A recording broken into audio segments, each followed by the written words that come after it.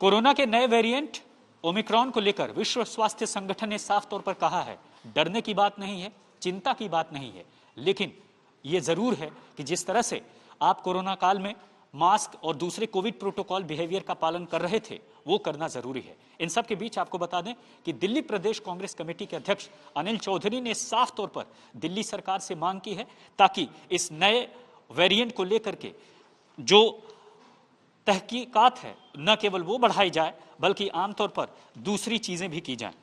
क्या मांग कर रहे हैं आप सरकार से? देखिए, दो तीन चीजें हैं। सबसे गंभीर विषय है कि जो एक नया वेरिएंट आया है, 32 बार कोरोना ने अपना रूप बदला है। आपका जो रूप बदल के आया है वो कोरोना से जो साउथ अफ्रीका से शुरू हुआ है, ये चिंता का विषय है। हालांकि WHO बोल रहा है कि घबराने की जरूरत नहीं, लेकिन ये भी एक बड़ा विषय है कि जो अब तक डेल्टा वेरिएंट महीने भर में जो गति से बढ़ता था, ये 15 दिनों में बढ़ रहा है। तो ये एक बड़ा घातक साबित हो सकता है। तो मैं सरकारों से कहूँगा, दिल्ली की सरकार से खासतौर से कहूँगा कि इस पे अपनी हमें जो एहतियात हैं वो बढ़ाने चाहिए। क्वारंटीन एयरपोर्ट के आसपास व्यवस्थाएं बढ़ानी चाहिए, आने वाली फ्लाइटों पर नज़र रखनी चाहिए।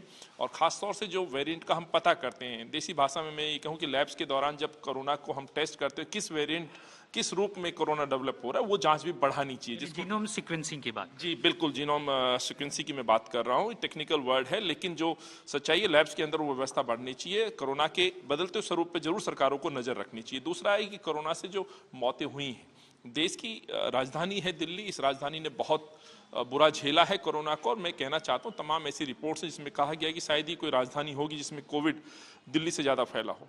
मौतें सरकारी आंकड़ों में 25,000 बताई जानी है, लेकिन ये भी सच है कि 50,000 से ज़्यादा मौतें दिल्ली शहर में हुई हैं।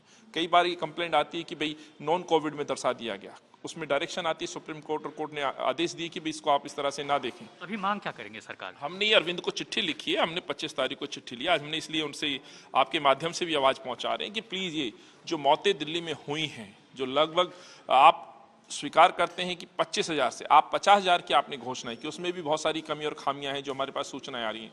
कम से कम पहले इन 25,000 परिवारों को आप 4-4 लाख रुपए दीजिए। यही मांग कांग्रेस पार्टी की, यही मांग राहुल जी की। याद होगा गुजरात का जो उन्होंने दिखाया उदाहरण, घर घर जाके सर्वे हुआ है, वो सर्वे यहाँ पे भी होना चाहिए। और ये आंकड़े 25,000 से कहीं ज्यादा है।